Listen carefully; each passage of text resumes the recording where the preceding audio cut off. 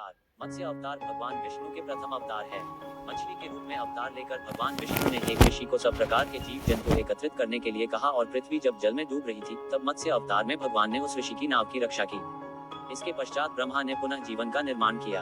एक दूसरी मान्यता के अनुसार एक राक्षस ने जब वेदों को चुरा कर सागर की अथाह गहराई में छुपा दिया तब भगवान विष्णु ने मत्स्य रूप धारण करके वेदों को प्राप्त किया और उन्हें पुनः स्थापित किया।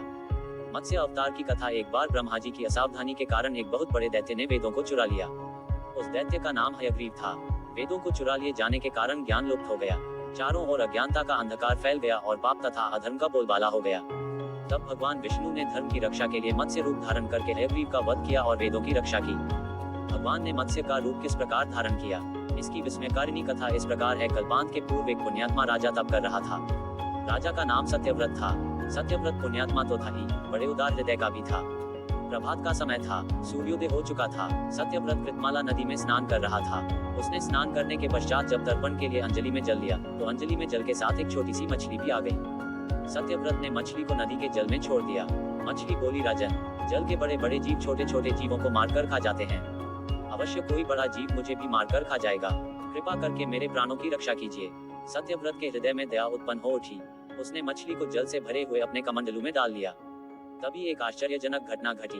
एक रात में मछली का शरीर इतना बढ़ गया कि कमंडलू उसके रहने के लिए छोटा पड़ने लगा। दूसरे दिन मछली सत्यव्रत से बोली, राजन, मेरे रहने के लिए कोई दूसरा स्थान ढूंढिए, क्योंकि मेरा शरीर बढ़ गया है। मुझे घूमने फिरने में बड़ा कष्ट होता है। सत्यव्रत ने मछली को कमंडलू से निकालकर पानी से भरे हुए मटके में रख दिया। यहाँ भी मछली का शरीर रात भर में ही मटके में इतना बढ़ गया कि मटका भी उसके रहने के लिए छोटा पड़ गया।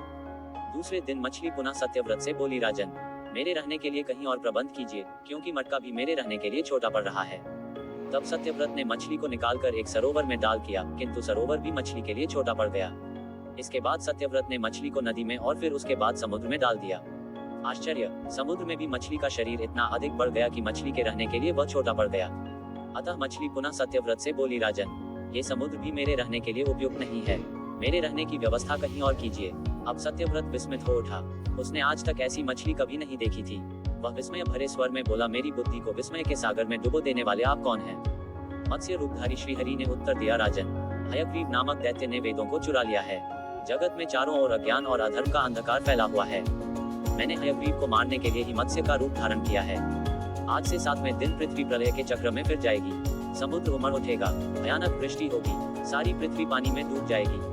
जल के अतिरिक्त कहीं कुछ भी दृष्टिगोचर नहीं होगा। आपके पास एक नाव पहुंचेगी। आप सभी अनाजों और औषधियों के बीजों को लेकर सप्त ऋषियों के साथ नाव पर बैठ जाएगा। मैं उसी समय आपको पुनः दिखाई पड़ूंगा और आपको आत्म तत्व का ज्ञान प्रदान करूंगा। सत्यव्रत उसी दिन से हरि का स्मरण करते हुए प्रलय की प्रतीक्षा करने लगे।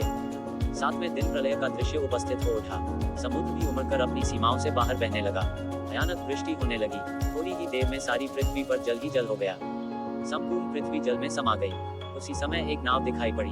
सत्यव्रत सप्त ऋषियों के साथ उस नाव पर बैठ गए। उन्होंने नाव के ऊपर संपूर्ण अनाजों और औषधियों के बीज भी भर लिए। नाव प्रलय के सागर में तैरने लगी। प्रलय के उस सागर में उस नाव के अतिरिक्त कहीं भी कुछ भी नहीं दिखाई दे रहा था।